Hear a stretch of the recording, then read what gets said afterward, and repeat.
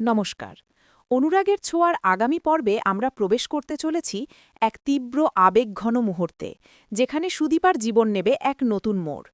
গতরাতে আমরা সবাই দেখলাম সঞ্চারের সব ষড়যন্ত্রের জাল ছিঁড়ে তাকে সেনগুপ্ত বাড়ি থেকে বিদায় করে দিয়েছে সুদীপা।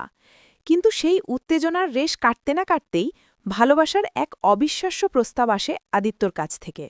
সকলের সামনে হাঁটু গেড়ে বসে আদিত্য সুদীপার কাছে তার সারা জীবনের সঙ্গী হওয়ার অনুমতি চায়। আগামী পর্বে দেখা যাবে আদিত্যর এই আকস্মিক প্রস্তাবে সুদীপা যেন বাকরুদ্ধ। তার চোখে জল, মুখে দ্বিধা। একদিকে আদিত্যর নিষ্পাপ ভালোবাসা, আর অন্যদিকে তার নিজের জীবনের নানা জটিলতা, বিশেষ করে তার আসল পরিচয় নিয়ে যে রহস্য এখনও অন্ধকারে। সুদীপা কোনো উত্তর দিতে পারে না, শুধু আদিত্যকে উঠে দাঁড়াতে বলে। আদিত্য বুঝতে পারে সুদীপার কিছুটা সময় দরকার। সে তাকে কোনো চাপ না দিয়ে তার উত্তরের জন্য অপেক্ষা করার প্রতিশ্রুতি দেয়।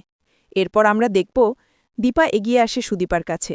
মা ও মেয়ের এই ব্যক্তিগত আলাপে দীপা বোঝায় যে আদিত্য সত্যিই খুব ভালো ছেলে, সে সুদীপার জন্য সবথেকে উপযুক্ত।